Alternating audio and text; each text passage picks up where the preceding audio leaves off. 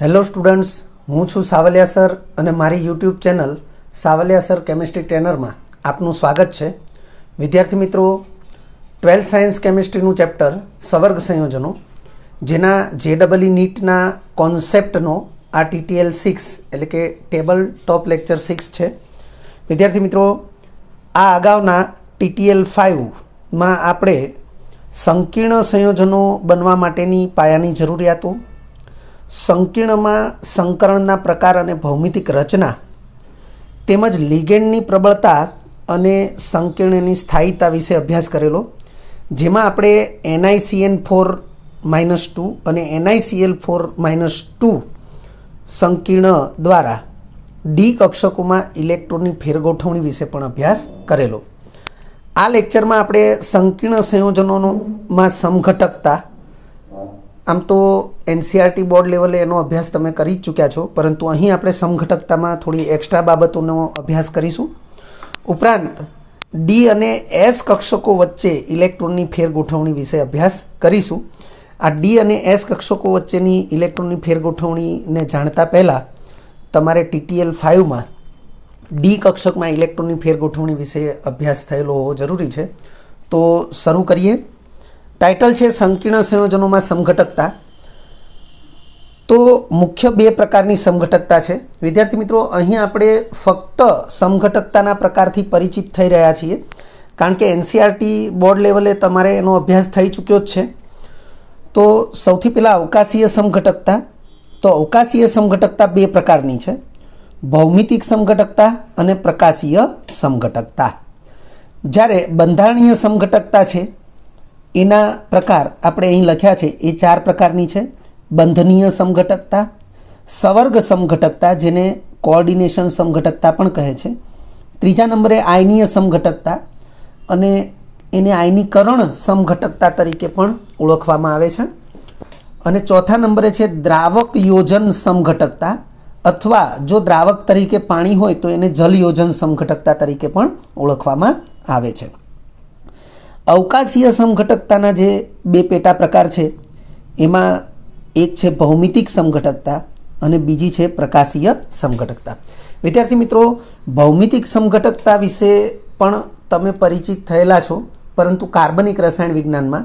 એવી રીતે પ્રકાશીય સમઘટકતા વિશે પણ કાર્બનિક રસાયણ વિજ્ઞાનમાં તમે પરિચિત થયેલા છો. જેમ કે ચેપ્ટર 10 12th સાયન્સ કેમિસ્ટ્રીમાં ચેપ્ટર 10 હેલોજન યુક્ત કાર્બનિક સંયોજનો એટલે કે હેલો આલ્કેન હેલો એરિન સંયોજનો, જેમાં પ્રકાશીય સમઘટકતા વિશે તમે અભ્યાસ કરી ચૂક્યા છો.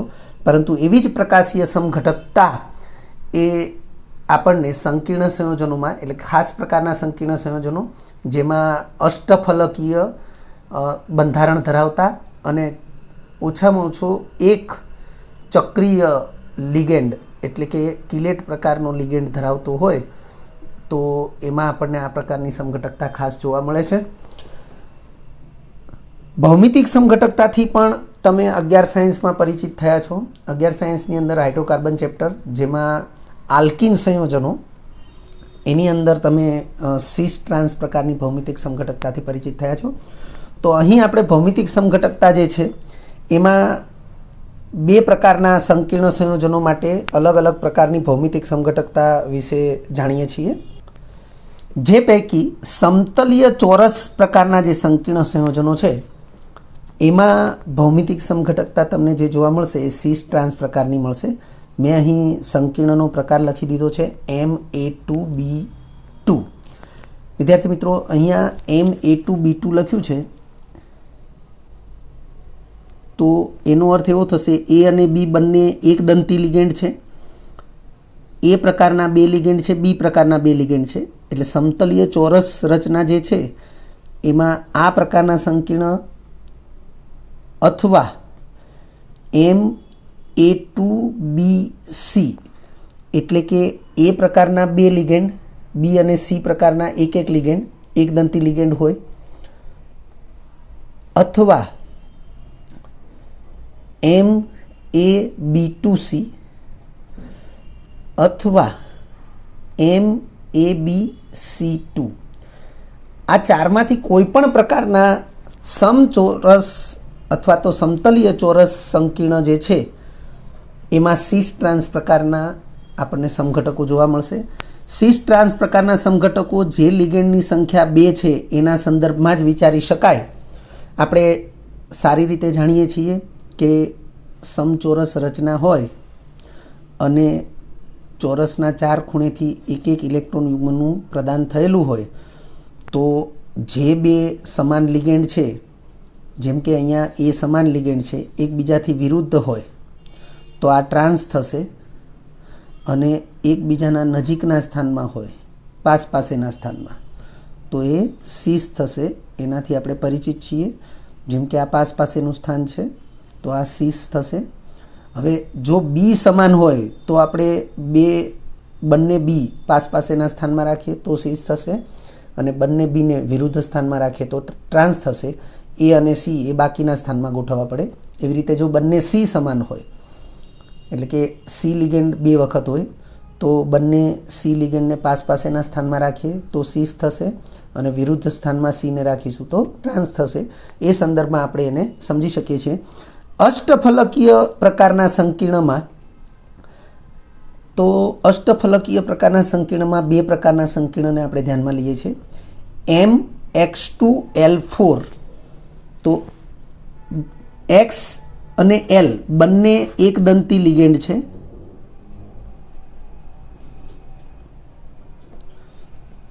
અથવા MX2LL2. વિદ્યાર્થી મિત્રો, આ LL2 લખ્યું છે એનો મતલબ કે એ દ્વિદંતી લિગેન્ડ છે અને એ ચક્રીય રચના બનાવે છે. તો આવા કોઈ પણ પ્રકારના સંકીર્ણ સંયોજનો માટે 2 પ્રકારના સમઘટકો મળશે, સિસ અને ટ્રાન્સ. વિદ્યાર્થી મિત્રો, અહીં જે કંઈ લખવામાં આવ્યું છે એ બિલકુલ અલગ નથી, નવું નથી. બધું NCERT પાઠ્યપુસ્તક પ્રમાણેની જ માહિતીનું અહીં તારણ છે. એ જ પ્રકારે અષ્ટફલકીય સંકીર્ણમાં MX3L3 પ્રકારના, X અને L બંને એકદંતી લિગેન્ડ જ છે. જો X અને L બંનેની સંખ્યા 3 હોય તો એ પ્રકારના અષ્ટફલકીય સંકીર્ણ એમાં ફેશિયલ અને મેરેડિયોનલ પ્રકારની ભૌમિતિક સમઘટકતા જોવા મળે છે. જ્યારે પ્રકાશીય સમઘટકતા છે એ લીવો અને ડેક્સ્ટ્રો પ્રકારની છે. લીવો કહેતા વામ ભ્રમણીય અને ડેક્સ્ટ્રો કહેતા દક્ષિણ ભ્રમણીય. આપણે એ બાબતને જાણીએ છીએ કે જો સંકીર્ણ સંયોજન એ તલધ્રુવીભૂત પ્રકાશના તળનું કોણાવર્તન એ ડાબી તરફ કરાવશે તો એ વામ ભ્રમણીય કહેવાશે અને જમણી તરફ કરાવશે તો એ દક્ષિણ ભ્રમણીય કહેવાશે. તો એ બાબતથી આપણે પરિચિત છીએ. પરંતુ વિદ્યાર્થી મિત્રો, આ પ્રકારની જે સમઘટકતા છે એમાં વિશિષ્ટતા પણ હોઈ શકે. જેમ કે અહીંયા આપણે નોંધ લખી છે અને ત્યારબાદ આપણે જે એક્સ્ટ્રા એના ઉદાહરણ છે એને અલગથી સમજીએ. નોંધમાં મેં લખ્યું છે, અષ્ટફલકીય સંકીર્ણમાં લિગેન્ડની ભિન્નતાને અનુરૂપ વિભિન્ન સમઘટકતાઓ પણ સમાયેલી હોય છે. એટલે કે એવું જરૂરી નથી કે કોઈ એક પ્રકારનો અષ્ટફલકીય સંકીર્ણ છે એમાં ફક્ત ફેશિયલ અને મેરેડિયોનલ પ્રકારની જ સમઘટકતા હોય અથવા સિસ અને ટ્રાન્સ પ્રકારની જ સમઘટકતા હોય. લિગેન્ડની ભિન્નતાને અનુરૂપ અષ્ટફલકીય સંકીર્ણમાં ફેશિયલ મેરેડિયોનલ ઉપરાંત સિસ અને ટ્રાન્સ પણ સમાયેલા હોઈ શકે અથવા સિસ અને ટ્રાન્સ ઉપરાંત ફેશિયલ અને મેરિડિયોનલ સમઘટકતા પણ સમાયેલી હોઈ શકે. જેમ કે અહીંયા આપણે લખ્યું છે MA2BL3 સંકીર્ણ. એ લિગેન્ડ એકદંતી, બી લિગેન્ડ એકદંતી, L એ પણ એકદંતી. 3 પ્રકારના જે ભિન્ન લિગેન્ડ છે એકદંતી છે અને કુલ સંખ્યા 6 થશે એટલે સવર્ગાંક 6 થશે. તો અહીં લખ્યું છે સવર્ગાંક 6 એટલે અષ્ટફલકીય સંકીર્ણ થશે. તો MA2BL3 આ સંકીર્ણ એના સંદર્ભમાં સિસ ટ્રાન્સ, કારણ કે એ લિગેન્ડ જે છે એની સંખ્યા 2 છે. તો જ્યાં પણ લિગેન્ડની સંખ્યા 2 હોય ત્યાં સિસ ટ્રાન્સ સમઘટક એ શક્ય બને છે. તો એના આધારે આપણે કહી શકીએ કે એના સંદર્ભમાં સિસ ટ્રાન્સ જ્યારે એલના સંદર્ભમાં ફેશિયલ મેરેડિયોનલ સમઘટકો ધરાવે છે. કારણ કે કોઈ એકદંતી લિગેન્ડ 3 હશે તો એના સંદર્ભમાં ફેશિયલ મેરેડિયોનલ સમઘટકતા એ શક્ય બને છે. એટલે કે આવો સંકીર્ણ હશે તો એ સિસ ટ્રાન્સ અને ફેશિયલ મેરેડિયોનલ એમ બંને પ્રકારની સમઘટકતા ધરાવશે, જેને આપણે અલગથી આ રીતે સમજી શકીએ છીએ. જેમ કે તમે જોઈ શકો છો અહીંયા એનું એ જ ઉદાહરણ Ma2Bl3. તો આપણે એલ જે એકદંતી 3 લિગેન્ડ છે એના સંદર્ભમાં ફેશિયલ અને મેરિડિયોનલને દર્શાવીએ તો અષ્ટફલકીય સંકીર્ણ છે. 3 એલ લિગેન્ડ એકબીજાના નજીકના સ્થાનમાં એટલે કે 8 ફલક 8 ફલક ત્રિકોણીય આકારના હોય એ પૈકી કોઈ એક ત્રિકોણીય ફલકના 3 ખૂણા ઉપર એટલે એકબીજાના નજીકના સ્થાનમાં કહેવાય. તો એ રીતે જ્યારે એ 3 એલ ગોઠવાય એટલે કે ફેશિયલ બંધારણ બનાવે તો એની સામે મેરિડિયલ બંધારણ જે છે એમાં એ સમતલીય ચોરસ આકારમાં એ કોઈ પણ 3 ખૂણે ગોઠવાય ત્યારે એ મેરિડિયનલ રચના બનાવે. હવે અહીં 3 જે સ્થાન બાકી રહેશે એ 3 સ્થાન એકબીજાના નજીકના સ્થાન ગણાશે. જ્યારે અહીં જે 3 સ્થાન બાકી રહ્યા છે આ 1, 2 અને 3 એ પૈકી આ બંને સ્થાન એકબીજાના નજીકના સ્થાન છે. આ બંને સ્થાન પણ એકબીજાના નજીકના સ્થાન છે, પરંતુ આ બંને સ્થાન એકબીજાથી વિરુદ્ધ સ્થાન છે. અહીં આ બંને સ્થાન એકબીજાની નજીકના છે, આ બંને પણ નજીકના સ્થાન છે, આ બંને પણ નજીકના સ્થાન છે. એટલે અહીં એક પણ વિરુદ્ધ સ્થાન નથી. એટલે બાકી રહ્યા એ પ્રકારના 2 અને બી પ્રકારનો 1 એવા 3 લિગેન્ડને તમે ગમે ત્યાં ગોઠવશો તો પણ એના સંદર્ભમાં ફક્ત સીસ સમઘટક જ શક્ય બને છે. એટલે ટ્રાન્સ સમઘટક અહીંયા શક્ય બનતો નથી. એટલે લખ્યું છે એ સીસ પ્રકારનો જ સમઘટક શક્ય છે, એ ટ્રાન્સ શક્ય નથી. જ્યારે અહીંયા તમે જોઈ શકો છો કે આ એલ પ્રકારનો જે મેરિડિયનલ છે એમાં હવે આપણે બાકી રહેલા એ અને બી એની ગોઠવણી કરીએ તો આ પ્રકારે થશે કે જો 2 વિરુદ્ધ સ્થાનમાં એને રાખીએ તો એ પ્રકારનો ટ્રાન્સ કહેવાશે. એલ પ્રકારનો તો મેરિડિયનલ જ છે અને જો એને પાસેના સ્થાનમાં, વિદ્યાર્થી મિત્રો ખાસ ધ્યાનમાં રાખજો, આ બંને સ્થાન પાસેના છે, આ બંને સ્થાન પણ પાસેના છે, પરંતુ આ બંને સ્થાન વિરુદ્ધ છે. એટલે બંને એને પાસેના સ્થાનમાં ગોઠવ્યા તો એ સીસ પ્રકારનું થશે. એના સંદર્ભમાં સીસ પ્રકાર, પરંતુ એલના સંદર્ભમાં મેરિડિયનલ જ છે. એટલે મેરિડિયનલના સંદર્ભમાં અથવા મેરિડિયનલ જે સમઘટક છે એમાં એના સંદર્ભમાં સીસ અને ટ્રાન્સ બંને સમઘટકો શક્ય બને છે. એટલે આ પ્રકારે અહીં લખ્યું છે કે અષ્ટફલકીય સંકીર્ણમાં લિગેન્ડની ભિન્નતાને અનુરૂપ વિભિન્ન સમઘટકતાઓ પણ સમાયેલી હોય છે. હવે વિદ્યાર્થી મિત્રો અહીં અષ્ટફલકીય સંકીર્ણને લઈને આપણે જે નોંધ લખી છે એવી ચતુષ્ફલકીય સંકીર્ણમાં પણ શક્ય છે. તો એ બાબતને અહીંયા આપણે એક અલગ ઉદાહરણથી લખ્યું છે. આ ઉપરાંત સમતલીય ચોરસ, તો સમતલીય ચોરસ કે જેમાં સીસ ટ્રાન્સ સમઘટકો જ શક્ય હોય, પણ એમાં તમે જોઈ શકો છો 4 લિગેન્ડ, એ 4 અલગ અલગ લિગેન્ડ છે.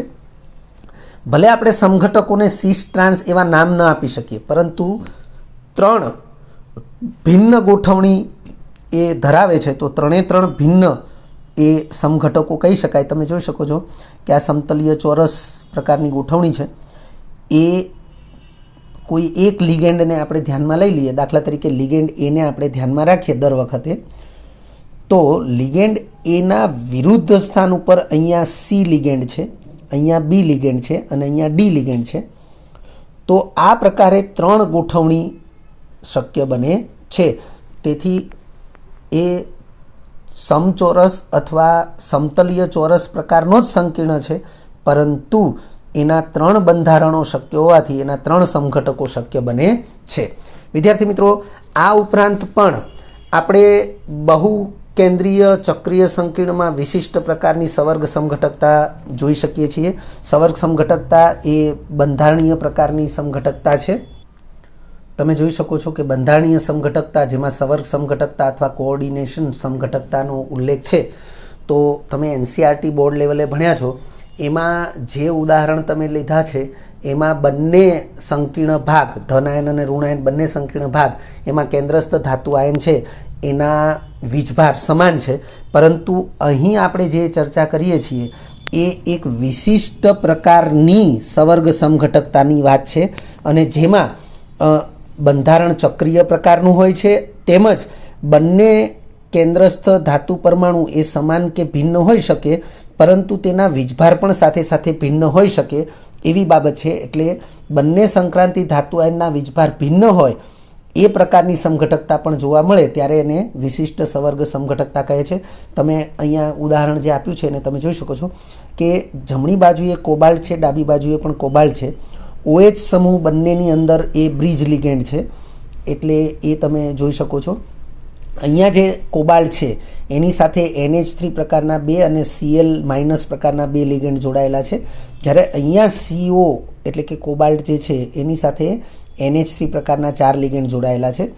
એ પ્રકારે અહીંયા વિચારીએ તો NH3 પ્રકારના 3 લિગેન્ડ, NH3 પ્રકારના 3 લિગેન્ડ છે, Cl minus 1 ligand, Cl minus 1 ligand છે.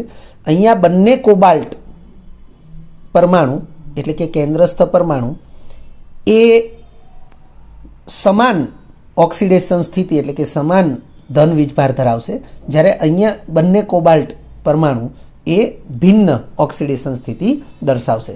વિદ્યાર્થી મિત્રો, આ જે પ્રકારના સંકીર્ણ છે એ સંકીર્ણને આપણે બહુકેન્દ્રીય પ્રકારના પણ કહી શકીએ. એટલે બહુકેન્દ્રીય અને સામે બંને સંક્રાંતિ ધાતુ એ અલગ અલગ વીજભાર ધરાવે છે અને તેથી અહીં તેને વિશિષ્ટ પ્રકારની સવર્ગ સમઘટકતા તરીકે પણ ઓળખવામાં આવે છે. ત્યાર પછીનું ટાઇટલ છે ડી અને એસ કક્ષકો વચ્ચે ઇલેક્ટ્રોનની ફેરગોઠવણી. વિદ્યાર્થી મિત્રો, આપણે TTL 5 એટલે કે લાસ્ટ લેક્ચરમાં આપણે એવું જોયેલું કે પ્રબળ લિગેન્ડ હોય તો એ સંક્રાંતિ ધાતુ આયન કે ધાતુ પરમાણુના કેન્દ્રની નજીકની ખાલી કક્ષકોમાં ઇલેક્ટ્રોન યુગ્મનું પ્રદાન કરવાનું વલણ ધરાવે છે અને એમ કરવા માટે તે ડી કક્ષકોમાં ઇલેક્ટ્રોનની ફેરગોઠવણી પણ કરાવી શકે છે. અને એ જે ફેરગોઠવણી થશે એનાથી ખાલી થયેલી ડી કક્ષકો સંકળમાં ભાગ લેશે. આપણે NiCN4 અને NiCl4 એ સંકીર્ણ આયનોના ઉદાહરણ દ્વારા આપણે ડી કક્ષકમાં ઇલેક્ટ્રોનની ફેરગોઠવણી વિશે પણ અભ્યાસ કરેલો. તો અહીં આપણે એક વિશિષ્ટ પ્રકારની ઇલેક્ટ્રોનની ફેરગોઠવણી વિશે અભ્યાસ કરી રહ્યા છીએ. તો અહીંયા ઉલ્લેખ કરેલો જ છે કે NiCO4 તમે જોઈ રહ્યા છો, CO કાર્બોનિલ લિગેન્ડ જે પ્રબળ લિગેન્ડ છે, પરંતુ સંકીર્ણ જે છે એને કોઈ વીજભાર નથી એટલે કે સંકીર્ણ એ તટસ્થ સંકીર્ણ છે. NiCO4 જેનું IUPAC નામ ટેટ્રા કાર્બોનિલ નિકલ 0, આમાં નિકલનો ઓક્સિડેશનાંક 0 છે એટલે આપણે 0 લખ્યું છે. વિદ્યાર્થી મિત્રો, બીજી એક બાબત પણ ખાસ કહીશ કે અહીં જે IUPAC નામ લખેલું છે તમે જોઈ શકો છો કે સંકીર્ણ ભાગ એનું નામકરણ કરવા માટે જે કંઈ લખ્યું છે એમાં ક્યાંય વચ્ચે જગ્યા છોડેલી નથી. તો એ IUPACના નિયમમાં પણ એનો સમાવેશ છે. તો આગળ વધીએ. આ સંકીર્ણના ઉદાહરણ દ્વારા ડી અને એસ કક્ષકો વચ્ચે ઇલેક્ટ્રોનની ફેરગોઠવણીને સમજી શકાય છે. આપેલ સંકીર્ણ તટસ્થ છે. તો હમણાં આપણે સમજાવ્યું એ પ્રમાણે સંકીર્ણ ચોરસ કૌંસવાળો ભાગ એટલે સંકીર્ણ ભાગ જેના ઉપર કોઈ વીજભાર દર્શાવેલો નથી એટલે સંકીર્ણ તટસ્થ સંકીર્ણ છે.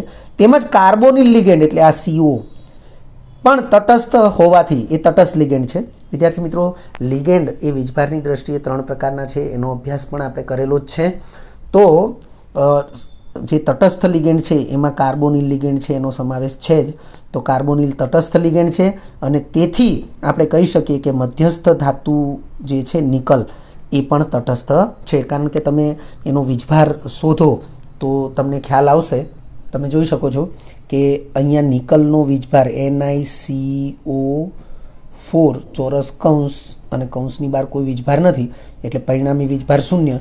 4 કાર્બોનિલ લિગેન્ડનો વીજભાર આપણે વિચારીએ તો કાર્બોનિલ લિગેન્ડ છે એ તટસ્થ છે એટલે એનો વીજભાર એ 0 થશે. નિકલનો વીજભાર જાણતા નથી, x ધારી લઈએ તો x + 0 = 0, તો x બરાબર 0 જ થશે. એનો મતલબ શું થશે કે નિકલ એ કેન્દ્રસ્થ ધાતુ છે જેનો વીજભાર પણ 0 છે એટલે કેન્દ્રસ્થ મધ્યસ્થ ધાતુ નિકલ પણ તટસ્થ છે. હવે નિકલનો પરમાણુ ક્રમાંક Z = 28. વિદ્યાર્થી મિત્રો, જો તમે 1 થી 30 તત્વોના નામ, સંજ્ઞા, પરમાણુ ક્રમાંક, ઇલેક્ટ્રોન રચના એ જાણતા નથી તો પ્લીઝ મહેરબાની કરી અને તમે એ યાદ કરી લેજો, એને મોઢે રાખી લેજો. કારણ કે અહીંયા આ ચેપ્ટરની અંદર તો એનો ઉલ્લેખ છે જ અથવા એનો ઉપયોગ છે જ, પરંતુ એવી ઘણી જગ્યાઓ છે કે જ્યાં તમારે એનો ઉપયોગ આવશે અને એ તમને આવડતા હોવા જોઈએ. તો આગળ વધીએ. નિકલ ઝેડ બરાબર 28 પરમાણુ ક્રમાંક, ઇલેક્ટ્રોન રચના argon complete 3d8 4s2 4p0. તમે જોઈ શકો છો વિદ્યાર્થી મિત્રો કે 4s પ્રકારની એક જ કક્ષક હોય એમાં 2 ઇલેક્ટ્રોન આપણે એકબીજાથી વિરુદ્ધ સ્પિન રાખીને ગોઠવી શકીએ, કારણ કે એ પૌલીનો નિયમ છે. અહીંયા 8 ઇલેક્ટ્રોન હુન્ડના નિયમ પ્રમાણે પહેલાં એક ગોઠવાશે તો 5 ઇલેક્ટ્રોન થશે. 6ઠ્ઠો 7મો અને 8મો ઇલેક્ટ્રોન યુગ્મન કરશે હુન્ડના નિયમ પ્રમાણે. તમે જોઈ શકો છો ડીમાં 2 કક્ષકો અયુગ્મિત ઇલેક્ટ્રોન ધરાવે છે, પરંતુ કાર્બોનિલ લિગેન્ડ છે એ પ્રબળ છે. તો આપણે TTL5માં એવું સમજાવેલું છે કે પ્રબળ લિગેન્ડની વૃત્તિ છે જે તે સંક્રાંતિ ધાતુના કેન્દ્રની વધુ નજીકની જે ખાલી કક્ષકો હોય એમાં ઇલેક્ટ્રોન યુગ્મનું પ્રદાન કરશે, કારણ કે એનાથી એ પ્રબળ સવર્ગ સહસંયોજક બંધ, વધુ મજબૂત સવર્ગ સહસંયોજક બંધ એ બનાવશે. તો અહીં પણ કાર્બોનિલ લિગેન્ડ પ્રબળ છે અને તેથી ડી કક્ષકમાં ઇલેક્ટ્રોનની ફેરગોઠવણી કરાવશે. તો ડી કક્ષકમાં ઇલેક્ટ્રોનની ફેરગોઠવણી થશે તો આ ઇલેક્ટ્રોન ફેરગોઠવણીથી આ કક્ષકમાં આવશે એટલે 3Dની એક કક્ષક ખાલી થશે. એટલે લખ્યું છે આથી ઇલેક્ટ્રોન ગોઠવણી તો 3d8 4s2 4p0 જ રહેશે, પરંતુ એને કક્ષકીય રીતે દર્શાવીએ તો 3Dની એક કક્ષક ખાલી થાય છે, જ્યારે 3Dની 4 કક્ષકો છે એ યુગ્મિત ઇલેક્ટ્રોન ધરાવે છે. હવે કોઈ અયુગ્મિત ઇલેક્ટ્રોન રહેતો નથી. 4s કક્ષક એઝ ઇટ ઇઝ ઇલેક્ટ્રોન ધરાવે જ છે, 4p તો ખાલી જ છે. હવે ખાલી થયેલી 3D કક્ષક એ સંકળમાં ભાગ લઈ શકે છે, પરંતુ વિદ્યાર્થી મિત્રો તમે જોઈ શકો છો સવર્ગાંક 4 છે. CO એક દંતી લિગેન્ડ છે. એક દંતી લિગેન્ડ સવર્ગાંક 4 એનો મતલબ કે 4 ખાલી કક્ષકો જોઈએ. અહીંયા તમને 4 ખાલી કક્ષકો જોવા મળે જ છે, પરંતુ શું ઘટના બનશે કે 4 ખાલી કક્ષકો છે એમાં સંકરણ થવા માટે એ વચ્ચે કોઈ ભરેલી કક્ષક હોવી જોઈએ નહીં, પરંતુ અહીંયા વચ્ચે એક ભરેલી કક્ષક આપણને જોવા મળે છે. તો લખ્યું છે પરંતુ અહીં 3D અને 4p, 3D એની ખાલી કક્ષક, 4p એની પણ ખાલી કક્ષક. તો અહીં 3D અને 4pની ખાલી કક્ષકો વચ્ચે 4s કક્ષક ઇલેક્ટ્રોનથી પૂર્ણ ભરાયેલી જોવા મળે છે. તો આ સ્થિતિમાં સંકરણ શક્ય બનતું નથી. તો લખ્યું છે જેથી સંકરણ શક્ય બનશે નહીં. હવે સંકરણ શક્ય બનવા માટે શું થશે?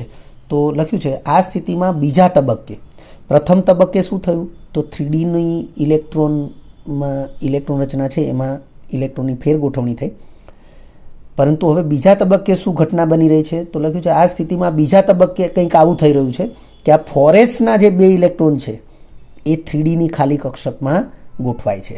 એટલે લખ્યું છે આ સ્થિતિમાં બીજા તબક્કે 4s કક્ષકના બંને ઇલેક્ટ્રોનનું ખાલી થયેલી 3D કક્ષકમાં સ્થાનાંતર થાય છે. આથી ઇલેક્ટ્રોન રચના આ પ્રમાણે થશે. 3Dની જે ખાલી કક્ષક હતી એ હવે ઇલેક્ટ્રોનથી ભરાઈ. વિદ્યાર્થી મિત્રો મેં અહીંયા ડોટેડ લાઇનથી અથવા ડોટેડ સંજ્ઞાઓથી ઇલેક્ટ્રોન દર્શાવ્યા છે, જે સ્પષ્ટ કરે છે કે એ 4sમાંથી ઇલેક્ટ્રોન સ્થાનાંતર થઈને આવેલા ઇલેક્ટ્રોન છે. એટલે આ સ્થિતિમાં ઇલેક્ટ્રોનની ગોઠવણી 3d10 થઈ, 4s0 અને 4p0.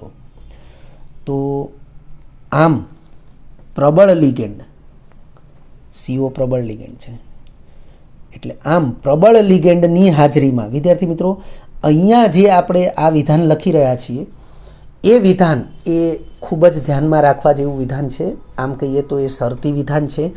કઈ સ્થિતિમાં ડી અને એસ કક્ષકો વચ્ચે ઇલેક્ટ્રોનની ફેરગોઠવણી શક્ય બને એને દર્શાવતું આ વિધાન છે.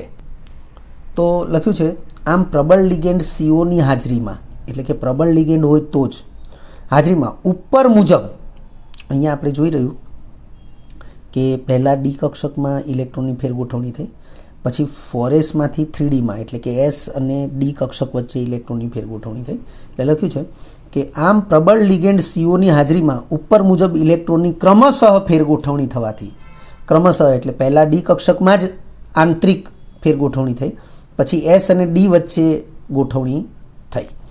તો ક્રમશઃ ફેરગોઠવણી થવાથી તટસ્થ નિકલ પરમાણુ તટસ્થ જ છે, કારણ કે એણે કોઈ ઇલેક્ટ્રોન ગુમાવ્યો નથી, એટલે કોઈ વીજભાર ધારણ કરેલો નથી.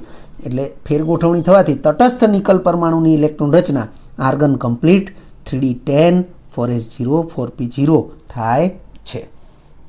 આ સ્થિતિમાં ખાલી થયેલી 4s પ્રકારની 1 અને પહેલેથી જ ખાલી છે એવી 4p પ્રકારની 3, એટલે લખ્યું છે આ સ્થિતિમાં 4s પ્રકારની 1 અને 4p પ્રકારની 3 એમ કુલ 4 ખાલી કક્ષકો વચ્ચે sp3 પ્રકારનું સંકરણ થઈને 4 ખાલી સંકૃત કક્ષકો ઉદ્ભવે છે. વિદ્યાર્થી મિત્રો, ખાલી સંકૃત કક્ષકોની સંખ્યાને આપણે સવર્ગાંક કહીએ છીએ, એટલે સવર્ગાંક 4 એવું મેં અહીંયા કૌંસમાં લખ્યું છે. તો અહીંયા આપણે sp3 સંકરણ થયું તો આપણને તરત જ ખ્યાલ આવી જશે કે એ જે સંકીર્ણ બનશે એ સંકીર્ણની દિશાકીય ગોઠવણી એ ચતુષ્ફલક પ્રકારની હશે અને આપણે એ લાસ્ટ લેક્ચર એટલે કે TTL 5 એમાં સંકરણના પ્રકાર અને ભૌમિતિક આકારનું જે કોષ્ટક જોયેલું, તો એ કોષ્ટકના અંતમાં આપણે એક બાબતનો ઉલ્લેખ કરેલો કે જો સવર્ગાંક જેટલા ઇલેક્ટ્રોન યુગ્મ પ્રદાન કરનારા લિગેન્ડ એ સમાન હશે તો જે તે આકાર એ નિયમિત હશે, પરંતુ જો લિગેન્ડ એ ભિન્ન પ્રકારના હશે તો ભૌમિતિક આકાર વિકૃત હશે, એટલે કે અનિયમિત હશે. તો અહીંયા સવર્ગાંક 4 છે અને 4 લિગેન્ડ CO કાર્બોનિલ લિગેન્ડના છે, તેથી જે ચતુષ્ફલકીય આકાર હશે એ સમચતુષ્ફલકીય હશે. તો આપણે લખ્યું છે 4 ખાલી સંકૃત કક્ષકો ઉદ્ભવે છે જેમાં એક દંતી એવા 4 CO લિગેન્ડ એટલે કે કાર્બોનિલ લિગેન્ડ દ્વારા 4 ઇલેક્ટ્રોન યુગ્મોનું પ્રદાન થઈને સમચતુષ્ફલકીય, આપણે અહીંયા ચતુષ્ફલકીય શબ્દને બદલે સમચતુષ્ફલકીય, કારણ કે એ નિયમિત ચતુષ્ફલક છે એટલે એને સમચતુષ્ફલકીય આકાર કહી શકાય. એટલે લખ્યું છે પ્રદાન થઈને સમચતુષ્ફલકીય આકારના NiCO4 સંકીર્ણની રચના થાય છે. વિદ્યાર્થી મિત્રો, આ 2 લાઈન જે છે એને ફરીથી ધ્યાનથી જોઈ લો કે 4s પ્રકારની ખાલી કક્ષક અને 4p પ્રકારની 3 ખાલી કક્ષક એમ 4 કક્ષકો વચ્ચે સંકરણ ઘટના થાય છે જે sp3 પ્રકારનું સંકરણ કહેવાશે. અને sp3 સંકરણ હોય એટલે ભૌમિતિક આકાર ચતુષ્ફલકીય જ હોય, પરંતુ અહીંયા 4 લિગેન્ડ સમાન હોવાથી એ નિયમિત ચતુષ્ફલકીય આકાર ધરાવે છે, જેને સમચતુષ્ફલકીય આકાર કહેવાશે. નોંધનીય છે કે વિદ્યાર્થી મિત્રો, આ જે વિધાન લખ્યું છે એ જે તે સંકીર્ણ જે છે એના ચુંબકીય ગુણ વિશે લખેલું છે. નોંધનીય છે કે અહીં Ni ડી કક્ષક, જે નિકલ ધાતુ છે એની ડી કક્ષક, એમાં આપણને એક પણ અયુગ્મિત ઇલેક્ટ્રોન જોવા મળતો નથી. બધા જ ઇલેક્ટ્રોન એ યુગ્મિત છે, એટલે લખ્યું છે અહીં નિકલની ડી કક્ષકમાં એક પણ અયુગ્મિત ઇલેક્ટ્રોન નહીં હોવાથી NiCO4 આ જે સંકીર્ણ છે NiCO4 એ સંકીર્ણ પ્રતિચુંબકીય ગુણ ધરાવે છે, તેમજ તેની ચુંબકીય ચાકમાત્રા 0 છે. વિદ્યાર્થી મિત્રો, ચુંબકીય ચાકમાત્રા જે છે એનું સૂત્ર આપણે જાણીએ છીએ, μ √n(n+2), જ્યાં n એ ડી કક્ષકમાં રહેલા અયુગ્મિત ઇલેક્ટ્રોનની સંખ્યા છે. પરંતુ તમે જોઈ શકો છો કે ડી કક્ષક એ ઇલેક્ટ્રોનથી પૂર્ણ ભરાયેલી છે. બધી જ કક્ષકો જે છે એ યુગ્મિત ઇલેક્ટ્રોન ધરાવે છે. તો અયુગ્મિત ઇલેક્ટ્રોનની સંખ્યા n બરાબર 0 થશે. n બરાબર 0 એપ્લાય કરીએ એટલે μ, ચુંબકીય ચાકમાત્રા μ, એનું મૂલ્ય પણ 0 થશે. એટલે લખ્યું છે તેમજ તેની ચુંબકીય ચાકમાત્રા 0 થશે. આપણે આ બાબતને ખાસ ધ્યાનમાં રાખીશું કે પ્રતિચુંબકીય ગુણ ધરાવતા પદાર્થ માટે ચુંબકીય ચાકમાત્રાનું મૂલ્ય 0 થશે. આમ અહીં પ્રબળ લિગેન્ડ હોવા છતાં, કારણ કે CO પ્રબળ લિગેન્ડ છે, આમ અહીં પ્રબળ લિગેન્ડની હાજરી હોવા છતાં તેમજ ડી કક્ષકમાં ઇલેક્ટ્રોનની ફેરગોઠવણી પણ થાય છે અને તેમ છતાં ડી કક્ષક સંકળમાં ભાગ લઈ શકતી નથી તેવું જોવા મળે છે. ફરીથી આખું વિધાન, આમ અહીં પ્રબળ લિગેન્ડની હાજરી હોવા છતાં ડી કક્ષક સંકળમાં ભાગ લઈ શકતી નથી તેવું જોવા મળે છે. વિદ્યાર્થી મિત્રો, ડી કક્ષકમાં ઇલેક્ટ્રોનની ફેરગોઠવણી પણ થાય છે. પ્રબળ લિગેન્ડ છે એટલે જે તે સંક્રાંતિ ધાતુના કેન્દ્રની વધુ નજીક જવા માટે ડી કક્ષકમાં ઇલેક્ટ્રોનની ફેરગોઠવણી કરાવશે. તો ડી કક્ષકમાં ઇલેક્ટ્રોનની ફેરગોઠવણી પણ થાય છે, અને તેમ છતાં ડી કક્ષક સંકળમાં ભાગ લઈ શકતી નથી તેવું જોવા મળે છે. એટલે આ વિશિષ્ટ ઉદાહરણ છે એવું કહી શકાય. અન્ય ઉદાહરણ મેં અહીંયા લખ્યું છે. વિદ્યાર્થી મિત્રો, આ ઉદાહરણને તમારે આ પ્રકારે જાતે થોડો સ્ટડી કરી લેવાનો છે અને જાતે તમે તમારી નોટ્સમાં એને લખી શકો છો અને એ તમારે લખવું જ જોઈએ. અન્ય ઉદાહરણમાં મેં લખ્યું છે NiCN4 ચોરસ કૌંસની બાર -4 છે, અથવા આનું સંપૂર્ણ જે સંયોજન હોય એ આ પ્રકારનું થશે K4 NiCN4. કારણ કે જો આનું વિયોજન વિચારીએ તો સંકીર્ણ ભાગ એ NiCN4 ચોરસ કૌંસની બાર -4 વીજભાર ધરાવતો સંકીર્ણ ભાગ બનશે. 4K+ આયનો મુક્ત થશે. એટલે આ બંને માટે એક જ સમજૂતી થશે. પરંતુ અહીં પણ આપણે એ બાબતને ખાસ ધ્યાનમાં રાખી લઈએ કે નિકલ એ કેન્દ્રસ્થ સંક્રાંતિ ધાતુ છે અને તેનો ઓક્સિડેશનાંક 0 છે. એટલે કે અહીં જે આપણે વિચારીએ છીએ અથવા તારણ તરીકે જે પણ આપણે જાણવું જોઈએ એ એવી વસ્તુ છે કે સંક્રાંતિ ધાતુ એ સંક્રાંતિ શ્રેણીમાં અંતિમ તરફની ધાતુ હોવી જોઈએ. જેમ કે નિકલ, કોપર, ઝિંક આ 3D સંક્રાંતિ શ્રેણીની અંતિમ ધાતુઓ છે. તો એમાં નિકલ ધાતુ જે છે એના માટે આ સ્પેશિયલી આ પ્રકારનો ઇલેક્ટ્રોનની ફેરગોઠવણી જોવા મળશે. તો આ ઉદાહરણને તમારે જાતે કરી લેવું જરૂરી છે. વિદ્યાર્થી મિત્રો, જો તમને આ વિડીયો લેક્ચર ગમ્યો હોય તો લાઇક આપજો, શેર કરજો અને સબસ્ક્રાઈબ પણ કરજો.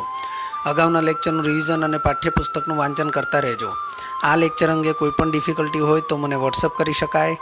આભાર. ફરી મળીશું નવા વિડીયો લેક્ચરમાં.